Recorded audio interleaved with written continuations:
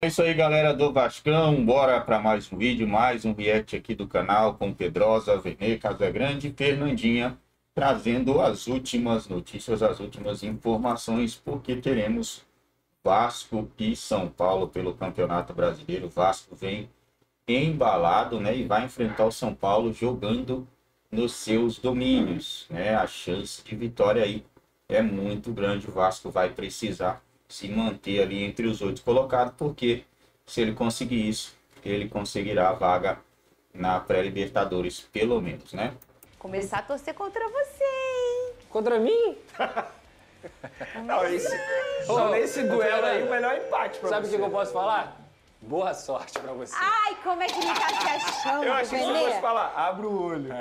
Não, ela vai torcer contra o Vasco. Boa sorte pra ela. Boa sorte. Atualmente, boa Agora, Gente, Jogos Vorazes. O futebol, eu falo pro meu marido, Jogos Vorazes. Quem não assistiu esse filme, assista. É muito legal, inclusive.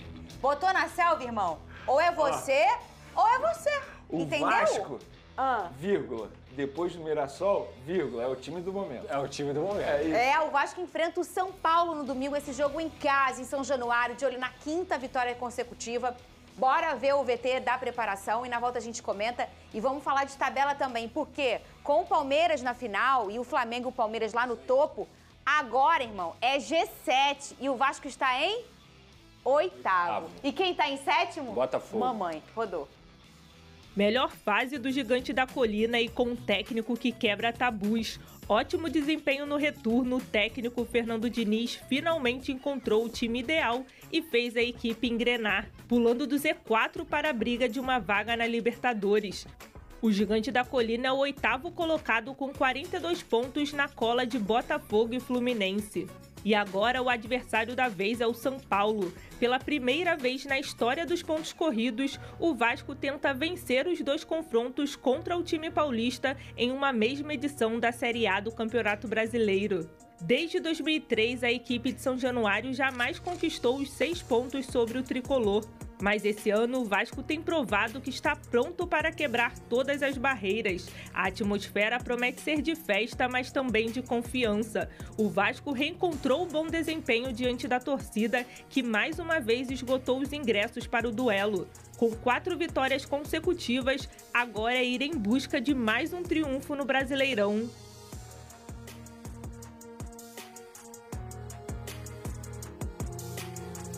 O Vasco fecha a rodada dos cariocas no domingo, né? Esse jogo é 8h30 da noite, não é isso, Pedrosa? É 8h30 isso da mesmo. noite. E com a dupla de zaga, Robert Renan e Cuesta, o Lucas Piton voltou a ser destaque na lateral vascaína. Contra o Bragantino, o primeiro gol do Vasco veio de um cruzamento do Piton. É o lateral com mais passos para gol, ao lado do Paulo Henrique, com 6 assistências. Só em 2025 o Piton deu 10 assistências, marcou 1 gol em 48 partidas. A gente tá falando dessa temporada que nem é a melhor... Aliás, eu acho que é a pior temporada dele com o Vasco, né? Porque ele é muito soberano nos números, em gols importantíssimos, gols para botar o Vasco em disputa de pênalti de final de Copa do Brasil, enfim.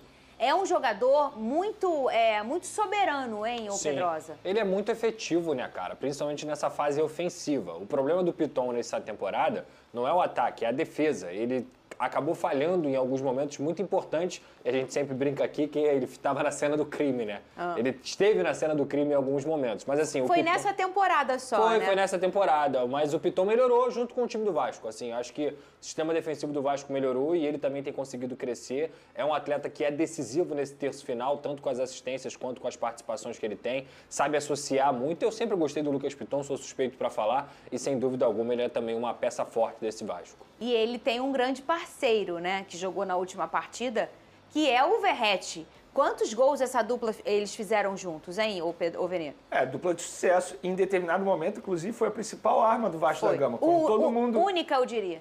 Pode ser única. É verdade. Tanto é que todos os adversários entravam em campo tentando neutralizar e mesmo assim não conseguiam neutralizar por conta do potencial desses 2 jogadores. porque eles sabiam fazer isso muito bem, tanto o Verratti na bola aérea quanto o Lucas Piton no cruzamento, cruza como poucos aqui no futebol brasileiro. Mas, de fato, eu concordo com vocês, ele não vive a melhor temporada dele com a camisa do Vasco, mas mesmo assim ele tem bons números. É só para ilustrar como é um bom igual jogador, Verratti, né? E um jogador importante. Perfeito, os dois, inclusive. Pedrosa, para esse confronto aí que tá na tela, Vasco, mandante em São Januário e São Paulo do outro lado, domingo às 8h30. Ah, eu quero ir. Não dá, já tá tudo esgotado. Qual é a grande notícia para esse jogo aí, na sua opinião, que você pode passar para o público hoje, Pedrosa? A primeira notícia é que o Vasco vai completo. Isso é ótima notícia. Eu sempre digo o seguinte, a gente está falando de uma fase do Vasco, que é uma fase muito positiva. Mas o Vasco não pode perder ninguém do seu setor defensivo. Se perder, o nível cai e aí volta a ser aquele time vulnerável. Então, quando o Vasco vai completo para as partidas, é a confiança que o torcedor tem em tudo que está sendo feito do trabalho do Fernando Diniz, que também retorna de suspensão, e o próprio trabalho desse sistema defensivo, que compõe todos os jogadores, mas a gente está falando individualmente de Robert Hernan, Carlos Cuesta e também o Barros. Agora, se você for olhar pelo lado do São Paulo, é uma notícia também boa, pro vascaíno, o Luciano não joga. E o Luciano é o principal jogador do São Paulo. É o cara que decide jogos, é o cara que chegou a 100 gols na última partida com a camisa do São Paulo. Então, para mim, a suspensão do Luciano também é uma boa notícia pro vascaíno, que é o cara mais perigoso desse time. Por mais que tenha Lucas Moura, por mais que tenha outros bons jogadores, eles ainda não estão na fase que eles estavam antes. O Lucas caiu muito de rendimento pós-lesão. Então, acho que o Vasco é amplo favorito para essa partida. Olha só, deixa eu fazer uma perguntinha, coisa boba, é só uma dúvida minha mesmo, coisa boba. O Carlos Cuesta tá com quantos amarelos, hein? Acho que não tem muito não, porque ele ficou suspenso aí tem pouco tempo. O Coutinho tá com quantos amarelos? Também não tem muito não. Tem muito não. O próximo jogo é... O Nuno tá com quantos amarelos? O Ryan, vê aí o amarelo do Ryan. Aqui, vou Você pegar. pode torcer para a arbitragem errar, porque Pendurados. tem chance grande, né? É, acontece. É, o cartão vermelho De vez do em nada. quando, às vezes acontece. Eu tô perguntando Ó, isso... pendurados. O próximo jogo do Vasco é contra o meu fogão. A gente sabe, Fernanda Maia. Pendurados. Pendurados, essa que eu quero. Paulo Henrique, a máquina. Vai tomar cartão. David. Vai tomar. Nuno Vai Moreira. brigar. Nuno vai também Paulinho discutir. e Tietê. Ai, esse tem que tomar. Eu vou Pedro. entrar lá e vou dar um cartão pra ele. Eu. Pelo nível dos Me segura, adversários. senão eu vou entrar lá. É melhor poupar agora e Isso. joga o clássico, né? Verdade. É melhor poupar. Eu acho, não sei, Venê. Talvez é melhor poupar no clássico. Olha! Vocês estão ouvindo, Talvez né? seja melhor o quê? Posso amarelo? Lá. E é isso. Vai jogar o próximo. Olha! Vocês estão vendo o que eles estão fazendo.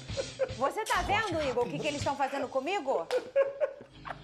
Ah, pelo momento. Pô, e onde que vai ser o jogo, Venê? Futebol é o momento. Onde vai ser o jogo? Não fala isso! Na casa de festa. Salão de festa, pô. A fase tá ruim, Pedro. Pega o Botafogo no Newton Santos. Ai, Benê! Quando tomou de 4 lá, tu não falou isso. Não tem muito tempo.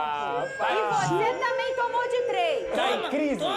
Pega o Botafogo. Ai, gente. Dentro do Valeu, Newton Santos. fogão.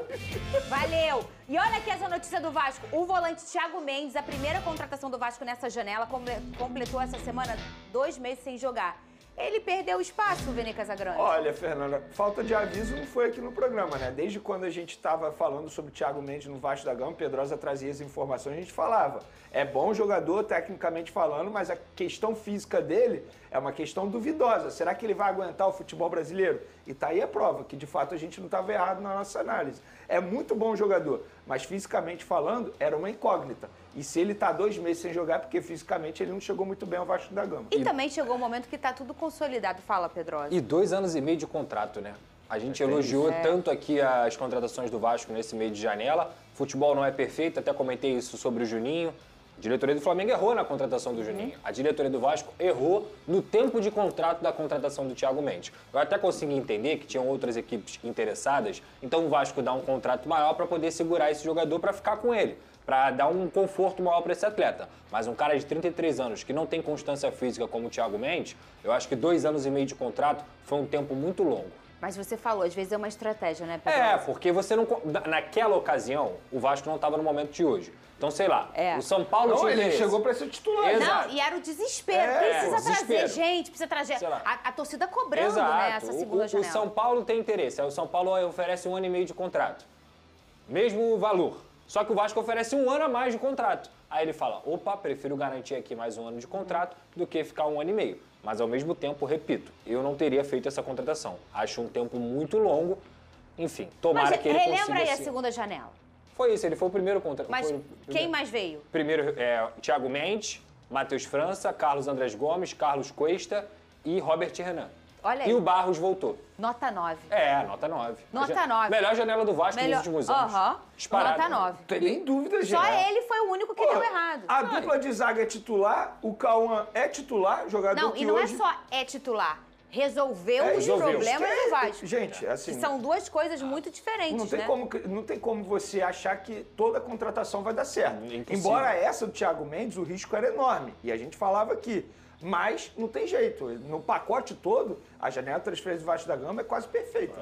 E qual é, ô Pedrosa, você falou ontem aqui, mas para nossa audiência que não fica todo dia, Sim. Qual deve ser esse Vasco, então, que vai encontrar o São Paulo? Você falou já que está completinho, que essa é a boa notícia. Qual é o Vasco que encontra o São Paulo domingo? Léo Jardim, Paulo Henrique, Carlos Cuesta, Robert Renan e Lucas Piton.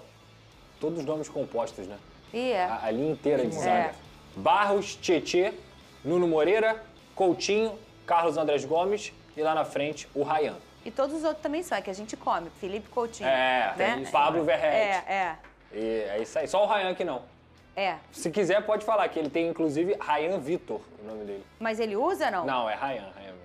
Tá ruim, Venê? Não tá ruim, não. Um bom time do Vasco da Gama atualmente. Assim, de fato, tô na linha de vocês. É o grande favorito. Pra mim vai ser uma surpresa o Vasco não vencer esse jogo. Pra mim ainda também. mais sendo em São Januário, que, assim, é um dos pontos mais fortes do Vasco da Gama. Mesmo quando o Vasco estava muito mal, São Januário ainda era fortaleza do Vasco. Então, assim, atualmente, pra mim, vai ser surpresa o Vasco não vencer esse duelo. E tem um ponto, né? Quando o Vasco não estava tão bem, ali sempre foi o reduto, né? Ali era um solo sagrado pro Vasco, né? O grande apoio do Vasco nesses últimos anos, quem arrancou o Vasco da Série B e levou pra Série A foi São Januário, foi a torcida do Vasco. E aí, mesmo assim, a gente vê que é uma das torcidas mais fabulosas do Brasil, no canto, no apoio e tudo mais, na festa que faz, o caldeirão que é São Januário.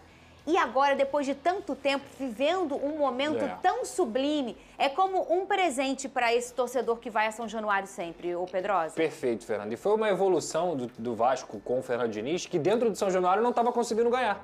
Lembra que ficou 4 meses sem conseguir vencer em São Januário? Aí ganhou do Bahia, ganhou do Cruzeiro, ganhou do Vitória. Foi muito bem nessa trajetória e é por isso Mas que...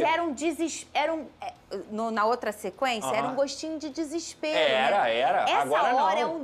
É um desfrutar diferente, né? Eu costumei dizer aqui, vocês vão se lembrar, que o torcedor do Vasco ele ia pro jogo para ter um encontro com os amigos, para tomar um gelo, para curtir a barreira mais do que o próprio jogo. É verdade. Hoje não. Hoje você faz os dois. Você vai para fazer tudo isso, tomar um gelinho lá na barreira e para ver o jogo, porque você quer ver o jogo, você tem prazer de ver o jogo do Vasco. Isso é uma coisa inédita. É isso aí, galera do Vascão, né? O Vasco briga hoje na parte de cima da tabela. Se continuar nessa pegada, o Vasco consegue uma vaguinha aí na Conmebol Libertadores, né? O Vasco joga domingo, né? Deixa eu ver aqui.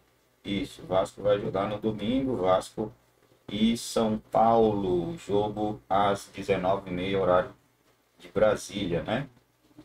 O Vasco hoje segue ele em 8º colocado. Se tivesse tido uma campanha um pouquinho melhor, né? Vamos lá.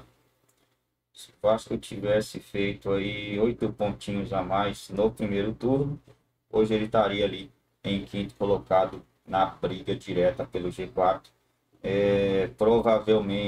Provavelmente teremos um G6, né, que vai direto para a Libertadores, e um G8 que vai ser aquelas 2 vaguinhas ali para fase pré-Libertadores, né? E o Vasco, cara, é muito difícil porque falta apenas 8 jogos.